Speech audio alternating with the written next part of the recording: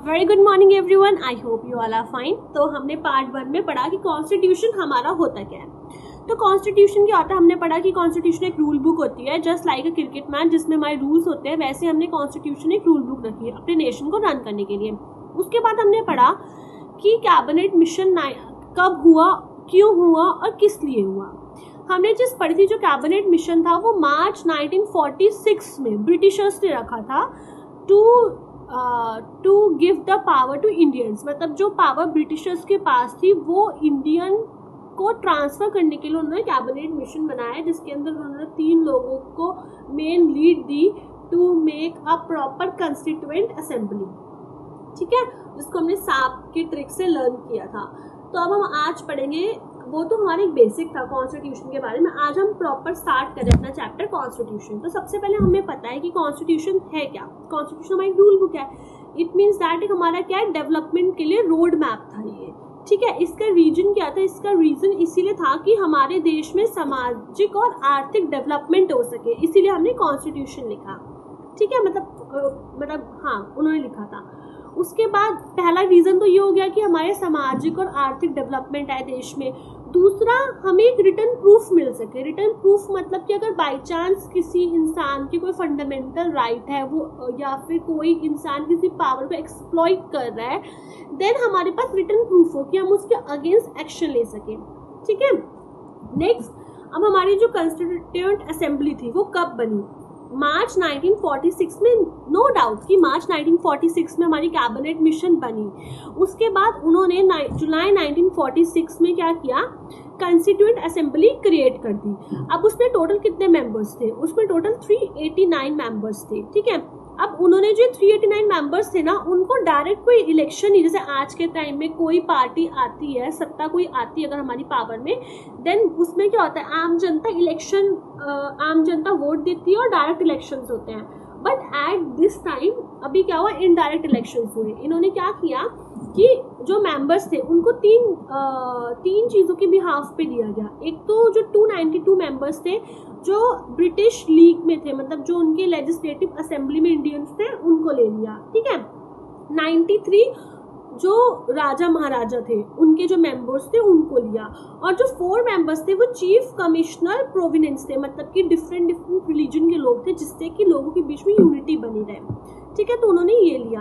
अब ये जो सारी मेंबर्स इलेक्ट हुए थे ना, ये on the behalf of seats हुए थे, मतलब कि 1 लाख पे 1 बंदा, ऐसे आप समझ सकते हैं। ठीक है, तो ये अब हमारी कंस्टिट्यूएंट असेंबली बन गई भाई। 389 मेंबर्स उसमें सेलेक्ट हो गए, जो कि हमारी जुलाई 1946 में बन गई।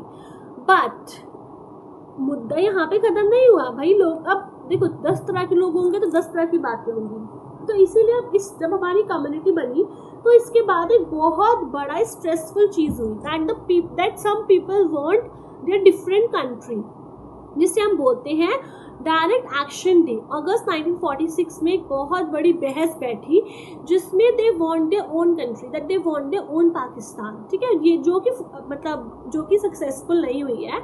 इसीलिए आगे चल के आप जब देखेंगे कि 9 दिसंबर 1946 में पहली मीटिंग बैठी थी कंस्टिट्यूएंट असेंबली की, तो उसमें मुस्लिम्स प्रेजेंट नहीं थे। उन्होंने इस मीटिंग को बायकॉट कर दिया था। तो सोचो 389 मेंबर्स इलेक्ट हुए, जिसमें ओनली 211 मेंबर्स उस मीटिंग के अंदर प्रेजेंट थे। ठीक है, ओनली 211 जो मेंबर्स थे वो उस मीटिंग के अंदर प्रेजेंट थे, बिकॉज उन्होंने जो मुस्लिम लीग थी उन्होंने पार्टी को बायकॉट कर दिया। ठीक है, अब पहली मीटिंग हो गई 9 दिसंबर 1946 में, लेकिन अब यहाँ पे उस मीटिंग को लीड कौन करे? The main problem is this ना, अब आप किसी एक को तो पर्टिकुलर इंसान को खड़े करके नहीं कर सकते भाई। अगर आपने किसी को कर दिया तो लोगों के बीच में लड़ाई होने लगेगी। तो उस टाइम उन्होंने एक सोल्यूशन निकाला कि जो सबसे ओल्ड है, सबसे ज्यादा एजेड पर्सन होगा वो अभी लीडर होगा, मतलब अभी इंटरिम लीडर बन जाएगा।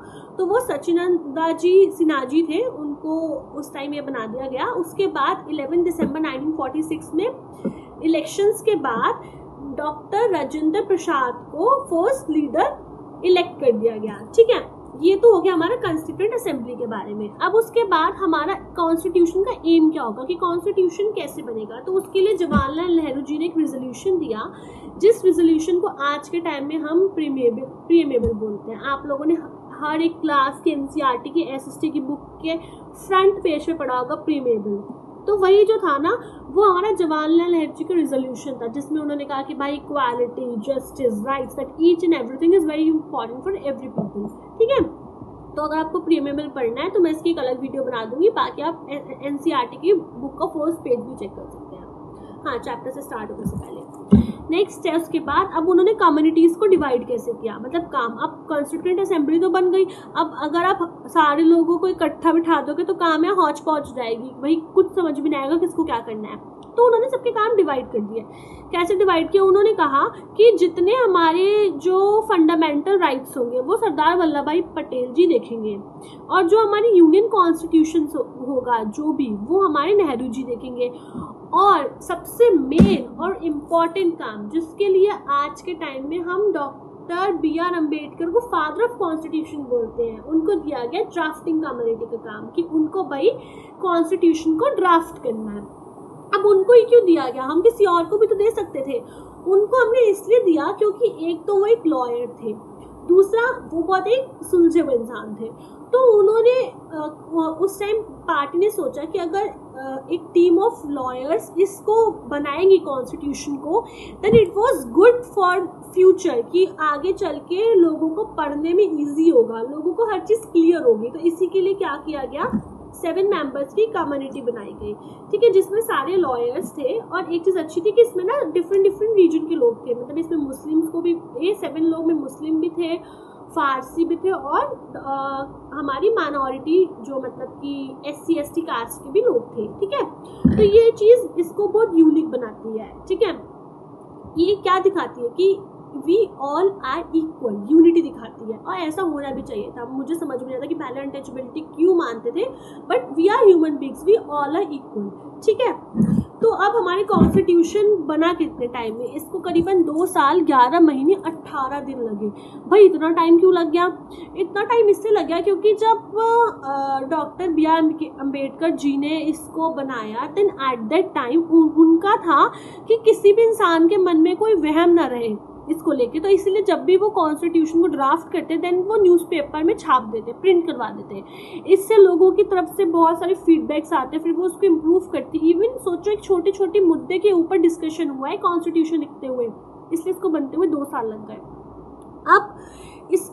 अब हमारा बना कब, 26 नवंबर 1949 को ऑफिशियली हमारा कॉन्स्टिट्यूशन कंप्लीट हो गया, मतलब प्रॉपर लिखा गया हमारा, जिसको हम अप्लाई कर सकते थे। बट क्वेश्चन रेस कि जब हमारा 26 नवंबर 1949, जिसको हम कॉन्स्टिट्यूशन डे के नाम से जाना जाता है, जब ऑलरेडी हमारा कॉन्स्टिट्यूशन लिख गया था, तो ये हमारा इस टाइम क्यों नहीं मतलब कि इम्प्लीमेंट किया गया, इसलिए नहीं इम्प्लीमेंट किया गया, जबकि 26 जनवरी 1950 में क्यों इम्प्लीमेंट किया गया। अगर आप लोगों ने मॉडर्न हिस्ट्री पढ़ी होगी तो आप लोगों ने पढ़ा होगा एक लाहौर सेशन हुआ था, जब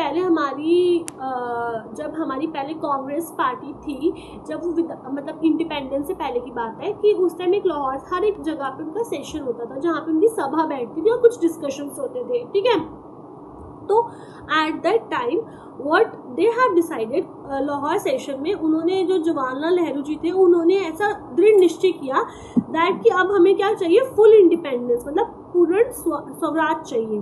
हाँ, तो 26 ये उन्होंने किया था अपना 1929 में सेशन, दिसंबर में बैठा था, तब उन्होंने ऐसा बोला था। लेकिन एट द एंड ऑफ 26 जनवरी 1930 उन्होंने बोला कि हाँ, लाहौर सेशन में उन्होंने ऐसा बोला कि 26 जनवरी 1930 को हम लोग क्या करेंगे, फर्स्ट रिपब्लिक डे मनाएंगे। क्या मनाएंगे, मतलब इस दिन हम झंडा लहराएंगे। ठीक है, हम आज़ाद हो जाएंगे इस दिन, हमें इंडिपेंडेंस डे मनाना है। ठीक है, तो उन्होंने ये 26 जनवरी 1930 को क्या किया था, अपना देश आज़ाद होने के लिए बोला था कि हम इस दिन झंडा लहराएंगे। तो इसी के रिस्पेक्ट में कि पास्ट में जो हुआ था उस टाइम हम लोगों ने इंडिपेंडेंस से पहले आज़ादी मांगी, इस दिन हमने अपना रिपब्लिक डे, हमने अपना आज़ादी का दिन मनाया, तो उसी के रिस्पेक्ट में, उसको रिस्पेक्ट देने के 26 जनवरी 1950 को उन्होंने क्या किया, ऑफकोर्स उन्होंने इसको एक ऑफिशियल डे बना दिया, इसको क्या कर दिया, कॉन्स्टिट्यूशन, इस दिन कॉन्स्टिट्यूशन को इम्प्लीमेंट कर दिया। ठीक है, अब उसके बाद हम कुछ एक इम्पॉर्टेंट चीज़ पढ़ेंगे कि हाँ, वैसे तो हमें 15 अगस्त 1947 को इंडिपेंडेंस आज़ादी मिली थी। तो अब हम देखेंगे कि हमारे जो इंटीरिम गवर्नमेंट थी उसमें कौन क्या क्या था। फर्स्ट इंटीरिम हमारे प्रेसिडेंट नेहरू जी थे, उसमें होम मिनिस्टर सरदार वल्लभ भाई पटेल थे, कृषि मतलब जो हमारे खेती बाड़ी के मिनिस्टर होते हैं वो हमारे राजेंद्र प्रसाद थे, और जो हमारे वित्त मंत्री फाइनेंस मिनिस्टर थे वो लियाकत अली थे, जो आगे चल के पाकिस्तान के फर्स्ट प्रेसिडेंट प्राइम मिनिस्टर बने। ठीक है, और पाकिस्तान में उस टाइम जब पाकिस्तान का पार्टीशन हो गया तो वहाँ जाके एक लॉ मिनिस्टर बने, उनका नाम था जोगेंद्र नाथ मंडल। वैसे हाँ, बाद में वापस इंडिया आ गए थे, बट एट दैट टाइम वो वहाँ पे ये थे। और हमारे इंडिया के लॉ मिनिस्टर कौन थे? Doctor BR Ambedkar. ठीक है, और हमारी फर्स्ट प्रेसिडेंट कौन थे? डॉक्टर राजेंद्र प्रसाद।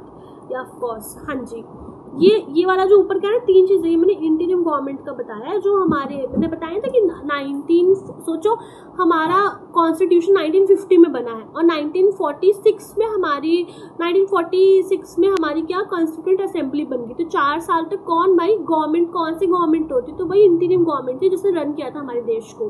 ठीक है, अब ये तो पढ़ा है हमने लाहौर सेशन, इसमें पूरा डिमांड मांगी थी।